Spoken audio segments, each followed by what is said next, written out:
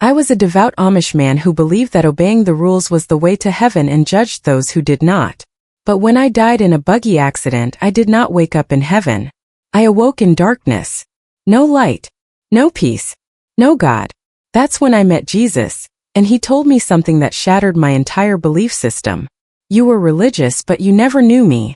What he showed me next may offend some, but it set me free. This account is my personal testimony. My name is Samuel Lapp. I was born and raised in a small Amish community in Lancaster County, PA. I'm 32 years old, and until recently, I worked as a carpenter and farmer, just like every man in my family before me. My days were marked by the rhythm of the land, as I planted, harvested, repaired barns, raised livestock, and made furniture by hand. It was a quiet, predictable life steeped in tradition. Our community followed the ordinum, a strict, unwritten set of rules that guided every aspect of our lives. It affected our clothing, work, worship, and even our interactions with the outside world, or lack thereof. No electricity. No phones. There are no cars. No distractions. We journeyed via horse and buggy, illuminated our dwellings with lanterns, and prepared meals using wood stoves. Some found this lifestyle strange or suffocating, but it was all I knew. Discipline was instilled in us from an early age. We were taught to submit to the church, respect our elders, and obey without question.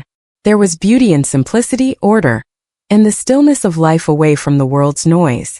However, there was also pressure and unspoken expectation to conform. Every decision we made was weighed against the ordinum, and salvation, we were told, was dependent on obedience. We would be right with God if we obeyed the rules, remained pure, separated from the world, and worked hard. We believed it was that simple. I did my best to live that way. I've never missed a church service. I dressed plainly. I worked long hours without complaining. I tried to be nice, respectful, and godly. People saw me as a dependable man who had everything figured out. But I harbored questions that I was hesitant to voice. Could it be that I was merely performing tasks? What if God was unimpressed by my efforts? What if I'm missing something? On some nights I would lie in bed, gazing at the wooden ceiling above me, questioning whether God truly understood me or merely viewed me as a mere follower of rules. My prayers felt mechanical. I spoke the right words, but they felt hollow. When no one was around, I'd whisper, "Are you real? Are you really hearing me?" And then I would shake the thought away. Doubt was dangerous. Questioning the teachings was a source of pride. I was taught that faith entailed not asking. So I buried the unrest. I told myself that feelings weren't relevant, only obedience was. But the truth is that I did not feel close to God. I felt watched, judged, measured, and constantly falling short. I never imagined that my understanding of life would be completely transformed, necessitating death to fully comprehend the essence of life. From the outside, my life exemplified what it meant to be a faithful Amish man. I adhered strictly to every aspect of the ordnung. My outfit was always simple. Black trousers, suspenders, a white shirt, and a broad-brimmed hat. There are no zippers, no bright colors, and nothing to draw attention. My beard grew after marriage as expected, and I kept my hair trimmed as the elders instructed. Worship was serious business. Every other Sunday we met in someone's home and sat on long wooden benches for hours. There were men on one side and women on the other. There are no instruments, only slow, solemn singing in High German, followed by sermons in Pennsylvania Dutch. I listened carefully, nodding and taking mental notes. I never spoke out of turn, questioned anyone, or missed a single gathering. The majority of my time was spent at work. Every day I woke up before sunrise. I'd feed the horses, check the fields, fix whatever needed to be fixed, and maybe go to the woodshop if I had the time. I was proud of my craftsmanship. Tables, chairs, and bed frames were all made by hand, with no modern tools. People in the community valued my work. I rarely rested because it felt like weakness. I believed I was doing everything correctly, and maybe I was, according to our standards. I was quiet, hardworking, and respectful. I never caused problems. I followed the church leaders without hesitation, and I noticed things other people didn't. There was a part of me that silently judged those who struggled, which I didn't want to admit. I noticed when a young man's boots were too fancy, someone's sleeves were too long, or their demeanor was too independent. I never said anything, but I was thinking it. They are drifting. They aren't serious about their faith. When someone missed a few church services or appeared distant, I assumed they weren't committed. I hadn't considered what they might be going through. I didn't ask. I simply continued to follow instructions, believing that it would improve my situation. Looking back, I realize how deeply rooted my pride was. But, at the time, I believed I was simply being faithful. I thought God smiled on me because I obeyed the rules. I assumed that was what He wanted. And I was too afraid to consider the possibility that I had completely misunderstood the point of faith.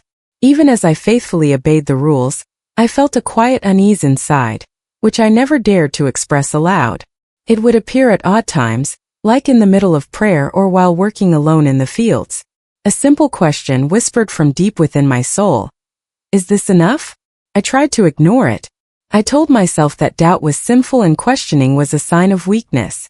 But the question persisted, bringing with it new ones. Does God really know me? Is He just watching to see if I stay in line? What if I'm only playing a part? What if I fooled everyone except Him? These were not thoughts I would ever share. In our world, doubt was not processed. Rather, it was pushed down. You did not ask those types of questions. You obeyed, trusted, and submitted. I was taught that my heart was deceitful, that feelings were perilous, and that if I just followed the path, all would be well. But at night, as I lay in bed with nothing but the sound of crickets outside my window, I felt the weight of emptiness press against my chest. My prayers felt like I was reciting lines rather than speaking to someone who truly understood me. Occasionally I would pause in the middle of a sentence and wonder who I was talking to. Then guilt would set in. I would beat myself up internally. What was wrong with me?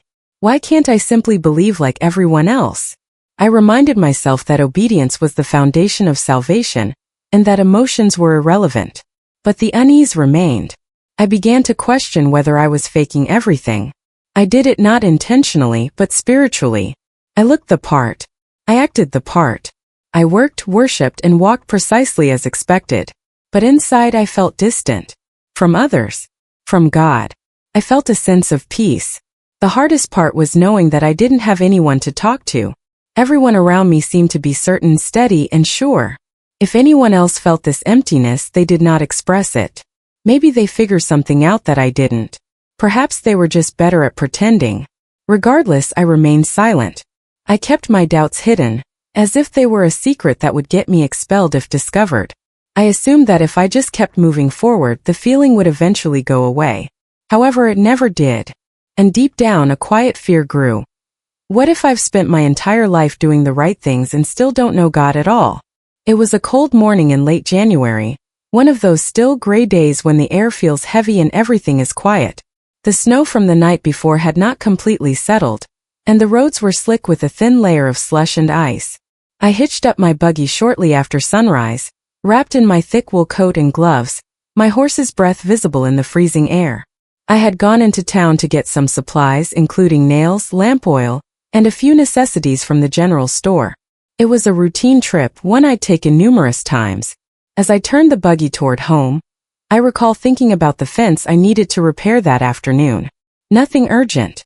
It was just another day. The road home wound through a series of wooded hills with tight turns. Every dip and bend felt effortless to me. My horse trotted steadily, hooves clicking on the frozen gravel. I recall watching the bare trees pass by, their branches laden with snow, and feeling the same dull weight in my chest. That morning, the doubts I had never expressed began to creep in again. I remember quietly praying, "God, are you still there?" Then it happened. I was halfway through a blind curve when I heard it. A low growing roar. A pickup truck sped around the bend in the opposite direction, tires skidding. Too fast. The pace was extremely rapid. I grabbed the reins hard, yelling instinctively, but there was no time. There is no space to move. There's no way out. The impact was deafening, splintering wood, shattering glass, and twisting metal. My body jolted violently and then went silent. No pain. No sound. There's no air. Just nothing. I didn't feel the impact. I did not feel the cold. One moment I was bracing for impact, and the next it was as if the entire world had vanished. I was not in the buggy. I was not on the road. I wasn't in a place I recognized. Everything I knew, including the snow, horse, road, and trees, was gone. And that's when I realized I might die. It didn't register right away. My mind continued to try to make sense of what had just happened. Was that a dream? A coma? Shock? But the deeper I went into the stillness, the more I understood. Something had broken. The life I had created, the rules I had followed, and the order I had maintained were no longer present. And something or someone was waiting. When I opened my eyes, I expected to see pain, twisted wood, possibly the white of snow, and the face of someone screaming my name. However, there was none of that. Instead, I was surrounded by darkness. This darkness was not the kind you'd find at night or in a barn with the lights out. This was deeper, thicker. It felt alive, as if it was closing in on me from all sides. I could not see my hands. I couldn't feel the ground below me. It felt like I was floating in nothing, but it wasn't peaceful. The air or whatever was around me was cold and heavy, and I had the feeling that I wasn't alone. I was abandoned. I tried to move, but nothing happened. There's no direction. There is no sense of upward or downward, forward or backward. Just black. Endless, smothering black. Hello? Called out. My voice echoed strangely, as if it had been swallowed the moment it left my lips. Is anybody here? Silence.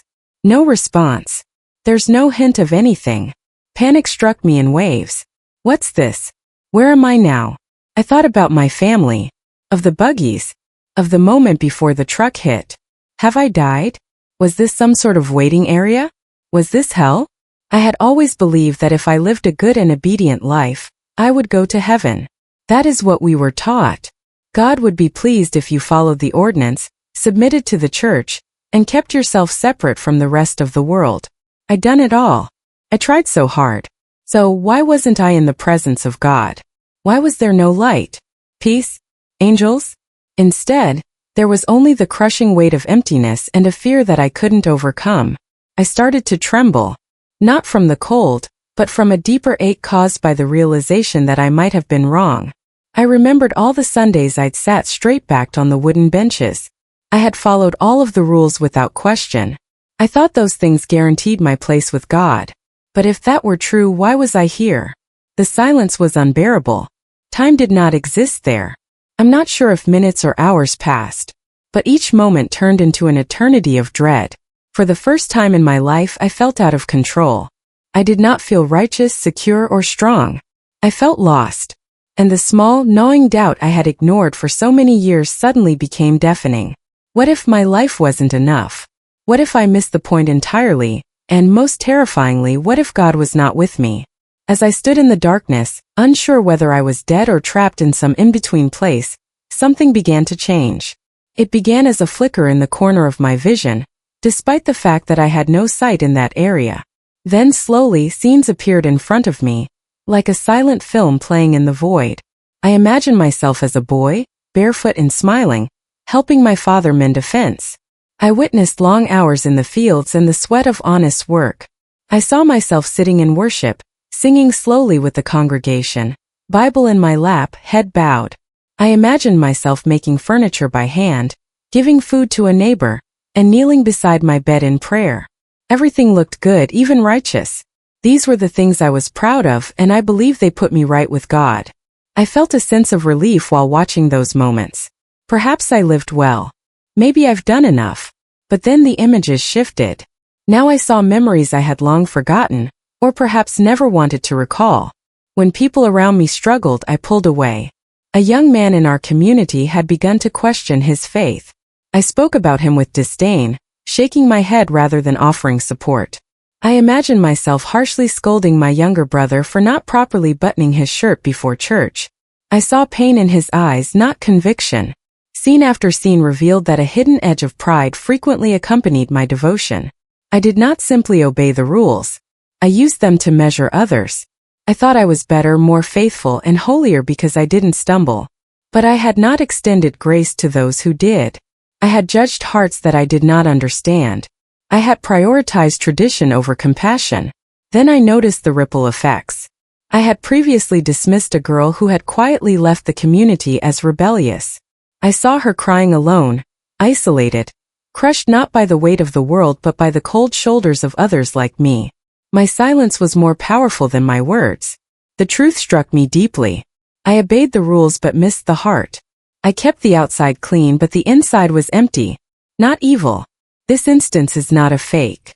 Just disconnected. I had tried to earn my place with God, but in doing so, I had overlooked the very thing He desired, relationship. My good deeds were neither lies nor love. They represented effort, performance, and fear-driven obedience. And now in this strange place between life and death, I see everything clearly. And I couldn't undo anything. The magnitude of what I had just witnessed crushed me. I wasn't standing anymore. I collapsed to my knees in the endless darkness, although there was no ground beneath me. It felt as if my soul was buckling under the truth. I had nothing more to defend myself with. No excuses. No justifications. All of the rules I followed and all of the accomplishments I was proud of seemed insignificant now. Powerless. And for the first time in my life, I realized I couldn't fix anything on my own. My voice trembled as I whispered into the void. Jesus, if you exist, please help me. I paused, tears falling, but I couldn't feel them on my face. My chest tightened. My heart pounded in desperation. Please, I said louder this time, don't leave me here. The silence that ensued was terrifying. I had never pronounced His name like that before. In our community, we mention Jesus in our prayers and readings, but we never spoke to Him like this. We did not anticipate a response from Him. But at that time I wasn't thinking about tradition.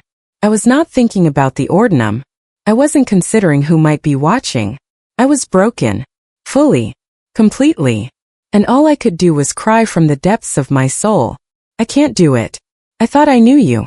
I thought I was living correctly. But I understand now. I was wrong. I felt proud. I was blind. I need you. I need you to save me.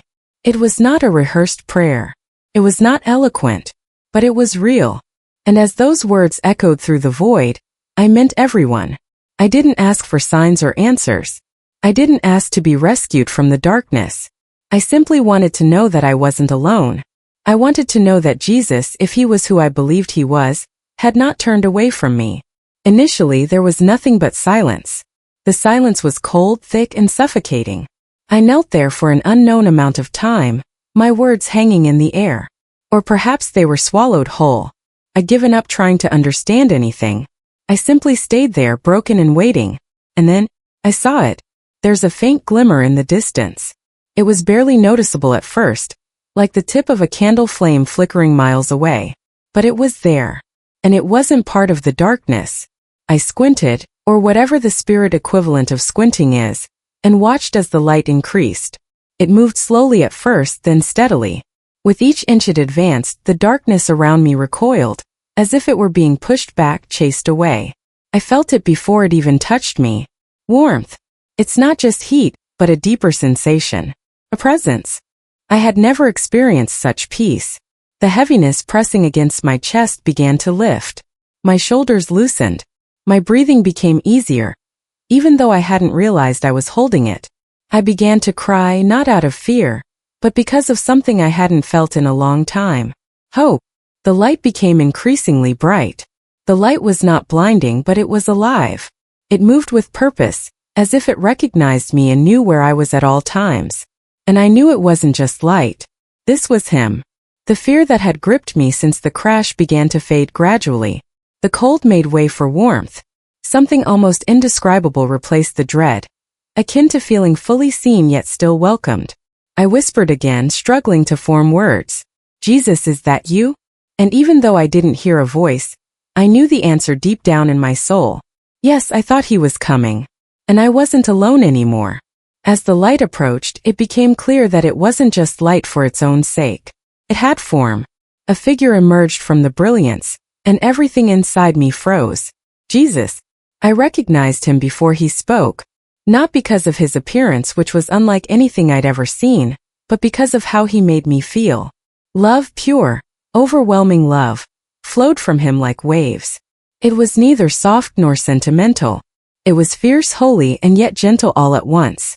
His face was radiant, not in a cartoonish way, but with a kind of glory that made everything else look dull. His eyes met mine, and I knew immediately that He saw everything. Not just what I had done, but who I really was. He witnessed every thought, every moment of pride, and every hidden doubt. He saw everything, and His gaze was free of condemnation. only compassion. I tried to look away but couldn't. His eyes were like fire and water at the same time, consuming my excuses while showering me with grace. He approached me, the light around him pushing back the last traces of darkness. I could not stand in his presence. My knees buckled again and I found myself lying face down, trembling not from fear of punishment, but from the weight of knowing I didn't deserve this. Not him. Not this love. Then I heard his voice. Samuel, he said, firm but gentle like a father to his son. Why have you relied on your own hands and men's traditions rather than trusting me? The words pierced through me. I did not want them to be true, but they were. They were. I didn't know I whispered. I thought I was doing well. I assumed obedience was the way. You were sincere, he said, kneeling down so we could meet eyes. But sincerity without relationship is meaningless. You obeyed the rules, but you didn't know me. I broke. Tears streamed down my cheeks, and my chest shook as the dam inside finally broke. I did not know. I repeated, barely able to speak. I wanted to please God. I thought that if I just worked hard enough, obeyed the rules, and kept everything clean, it would be enough. He reached out and put his hand on my shoulder. The warmth of his touch penetrated deep into my spirit, as if it were healing wounds I hadn't even realized existed. He said, I've been with you all along, waiting, watching, and loving you even when you didn't see me. I looked up to him. I was blind. You were trying to earn what I had already given, he said. My grace is a gift, Samuel. It is not a reward. You cannot earn it. You only have to receive it. I felt the last of my resistance fade away. I accept it, I said through sobs. I do not deserve it, but I need it. I need you. He smiled, and for the first time in my life I felt liberated. Jesus stood beside me, his presence still overwhelming but somehow calming. I had never felt more exposed and safe at the same time. I was still on my knees, breathing heavily, attempting to process everything. His love, his voice, and his mercy. He spoke again, gently but clearly, as if addressing a part of me. Samuel, he said, you spent your life thinking that following the rules would bring you closer to God. You were taught that the Ordnung is the path to righteousness. But the truth is that only I know the way. I looked up at him, my heart racing. He continued, the rules can guide you. They can instill discipline, humility, and order. However, they cannot save you. Only my grace can accomplish that. I had no words. I had based my entire life on obedience. I was climbing a ladder, one rung at a time, hoping to reach heaven. And now I saw the ladder for what it was, incomplete and flawed. It got high but not far enough. It did not lead to him. You believed that by working harder, praying more, judging less, and dressing appropriately, you would earn your place, Jesus said compassionately. But Samuel, I never expected you to earn what I freely gave. I only asked that you get to know me. The truth struck me like a wave. The truth was not harsh, but it was undeniable. He was correct. I had been religious, but I had missed the relationship. I had determined my worth through outward obedience, while my heart remained locked behind duty and fear. I lowered my head. I was so certain I was doing the right thing. You were trying, he said, and your heart was searching, even though your mind couldn't understand. That is why I brought you here. I brought you here to reveal the truth. Something inside me burst, not in despair but in relief. For years I carried the burden of never being good enough, constantly striving, always afraid. For the first time the weight began to ease. I do not want the rules without you, I said.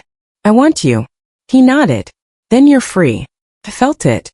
Like chains snapping off a prisoner who wasn't aware he was bound. I hadn't just learned a new concept. I had met the truth firsthand. Everything was different now.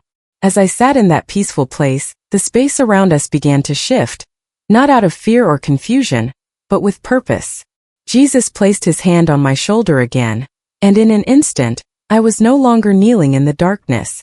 We were standing together, watching something unfold in front of us, as if it were a window into a future world. I saw myself. However, this is not the man I once was. This version of me seemed the same as before, dressed simply, working with his hands, and belonging to the same community. But something was different. He moved with lightness and joy. His eyes showed no strain. He has no burden on his back. I saw him laughing with others, praying passionately, and speaking openly and freely. Not with pride but with love. I imagined myself teaching not as a preacher, but as a brother. I'm sharing my story with others in the community. Instead of condemning or arguing, I offered truth with gentleness. I saw young men who had been struggling silently in the same way that I had begun to speak up. I noticed eyes filled with tears, not from fear but from relief. Then I saw families praying together, hearts softening and relationships healed. People who had spent their lives carrying invisible weights are finally letting go and embracing the grace they had no idea they possessed. It was neither dramatic nor flashy. It was quiet, real, steady, free. "This is what I want for you," Jesus said beside me, his voice calm and hopeful. "A life built on freedom rather than fear. It is based on relationships rather than rules." The vision continued, and I could see the contrast obviously. The old me, tense and silent, constantly questioning my worth, had faded away. The man in the vision was walking alongside Jesus, not trying to earn his love but living it. I turned to him with tears in my eyes. "This is what I have always wanted. I simply didn't know it existed." "It had always existed," he explained. "You've just been taught to look elsewhere." My chest was filled with something I couldn't describe, like hope and sorrow colliding.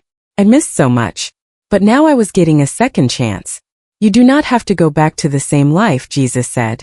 "You can return as a new man." And I knew that whatever happened next would not be about striving. It would involve walking with him. The vision faded, and I found myself standing in Jesus' presence again. The light around us pulsed softly, as if alive with purpose. I felt changed, clean, known, and deeply loved, but I also felt a sense of responsibility. Jesus gave me a serious look that cut through the warmth. "Samuel," he mentioned, "you cannot stay here. Your time is not done." I felt my heart sink slightly. After everything I'd been through, the thought of returning to my old life felt heavy. But he wasn't finished. "You have seen the truth," he continued. "Now you must share it." I nodded slowly, feeling overwhelmed. "But they will not understand. Many will not believe me." He stepped closer, his gaze unwavering. "You will face rejection. Some will accuse you of abandoning tradition. Others will be fearful of what you represent. But remember this: I will be with you. Always." I swallowed hard, already feeling the weight of the situation. My community did not respond well to change. Questioning the ordinum was often interpreted as rebellion. But deep down, I knew I couldn't remain silent. "What happens if I say the wrong thing?" I asked. "What happens if I fail again?" "You will not speak alone," Jesus said. "My spirit will guide you. Say what you've seen. Share what I have shown you. The rest is not yours to carry." His words sank deeply. The challenge was not about launching a movement or proving a point. It was about obeying him rather than the rules. "You are being sent to the same people you previously judged," he said. "You are reaching out to those who continue to live in fear and strive. You will show them the way out, not through defiance but with grace." A quiet resolve began to rise within me. I did not feel brave, but I felt called. "I'll go," I said, my voice trembling but confident. "I will tell them." Jesus smiled. "Good. Then your mission starts now." The light began to dim gradually, like a sunset easing into night. I felt a pull backward, away from Jesus, away from the warmth and peace. There was no fear, just a quiet knowing that I was being sent back. Then suddenly a sharp pain struck all at once. It was sharp, hot, and immediate. My eyes darted open to the fluorescent lights above me. Voices echoed, blurred and frantic. The sterile smell of antiseptic filled my nostrils. I could not move. Tubes were in my arms. My chest ached. My legs felt heaviest. "Sir, can you hear me?" A voice called out. "He's awake. He is conscious." Paramedics swarmed around me. I could hear machines beeping and gloves rustling. I tried but was unable to speak. My throat was raw. Everything hurt. It was disorienting. 1 minute I was in Jesus' presence, filled with clarity and peace, and the next I was back in the chaos of this world, broken and hurting. But beneath the confusion and pain, there was something more. There is a stillness inside me. There is a profound and unshakable peace within me. They rushed me to the hospital, poked and prodded, administered tests, and whispered terms like concussion, fractured ribs, and internal bruising. I barely registered it. Although my body was in ruins, my soul felt rejuvenated. Over the coming days, I drifted in and out of sleep. Every time I awoke, I recalled what I had seen. It was not fading like a dream. It was burned into my memory, more vividly than anything I had ever witnessed. My parents arrived. My brothers. Their faces were filled with worry. I said I was fine, but how could I tell them the truth? Could I truly tell them that I had died and returned in a different way? Lying in that hospital bed, surrounded by noise and machines, I felt the burden of the mission return. I knew I could not remain silent. Something had permanently altered me, and nothing, not even pain or fear, could restore my former self. I first told my story to my family around the dinner table. I had just returned home from the hospital, still sore and moving slowly, but with a clarity that I had never felt before. My parents and siblings sat quietly at the table, heads bowed as we said grace. Everything seemed the same, but I wasn't. After we finished eating, I cleared my throat and said, "I have something to tell you about what happened during the accident." They listened silently as I spoke. I told them everything. I described my journey into complete darkness. I witnessed the unfolding of my life before me. I explained how Jesus came to me and revealed the truth about my faith. I explained how I had been relying on the Ordnung and works to save myself, and how I had overlooked the heart of the gospel, grace. My mother cried quietly. My youngest sister stared at me with wide eyes. My father's expression remained unreadable. After I finished, the room remained quiet for a long time. Finally, my father spoke. "Samuel," he spoke slowly. "What you're saying contradicts everything we've been taught." "I understand," I replied. "But this is the truth. I saw him. I overheard him. And I can't pretend it didn't occur." Some of my siblings believed me enough to listen. Others were unsure. My father did not speak again that night. In the weeks that followed, I started sharing my story with others in the community. At first, there were only one or two people. Men I'd worked with and trusted friends. Some were curious. They'd listen intently, nodding slowly, their eyes communicating what their mouths couldn't. I have wondered the same things. Others were more guarded. Some backed away, unsure if I had lost my way. A few gently warned me that I was treading dangerous ground by questioning the very foundations of our way of life. So I began meeting in secret with a few people who wanted to know more. We would sit in barns or back rooms, reading scripture, praying, and discussing what it meant to truly know Jesus rather than simply following rules about him. It was not a rebellion. It was not about abandoning the community. It was all about uncovering the truth and assisting others in doing so. And slowly I realized I was not alone. It began simply with a few quiet conversations in the corners of barns, hushed prayers in the fields, and short passages of scripture read together after chores were completed. However, those moments began to grow. Hearts started to open. Caleb, a young member of the community, approached me after a long day of hanging. He had always been quiet and a rule follower just like me. He seemed nervous. "Samuel," he said with a low voice, "I agree with what you've said about grace. I've also felt that emptiness. I have done everything correctly, but I still do not feel close to God. Can we talk more?" That was the first of several. Following that, we continued to meet regularly. We would read scripture, pray, and discuss Jesus, not as a distant figure or a moral example, but as someone who knew and loved us. Others joined. Slowly, almost silently, the group expanded. We were not trying to start anything new. We were attempting to rediscover something old, something that had been buried beneath layers of fear, performance, and silence. The gospel. Not everyone was pleased with it. Some people have distanced themselves from me. Others warned people not to listen. They labeled me as proud, rebellious, and potentially dangerous. It hurt. But every time doubt crept in, I remembered the look in Jesus' eyes as he said, "You were trying to earn what I had already given." So I kept going. I spent less time attempting to prove anything and more time listening, encouraging, and directing people to the one who changed me. I didn't know all the answers, but I knew someone who did. And the fruit began to show. I witnessed Caleb lead his younger brother to Christ. I witnessed a woman in our group forgive her estranged father after many years of silence. I witnessed men who had grown up afraid to question finally come to rest in grace rather than works. Every morning I wake up with a sense of purpose, not because I know everything but because I don't have to. I don't wake up wondering if I've accomplished enough. I don't live with silent doubts or buried guilt. I am free. It's not about what I've done, how hard I've worked, or how carefully I've followed the rules, but about who He is. And that is what I will continue to tell anyone who listens. Because grace is not earned. It is received,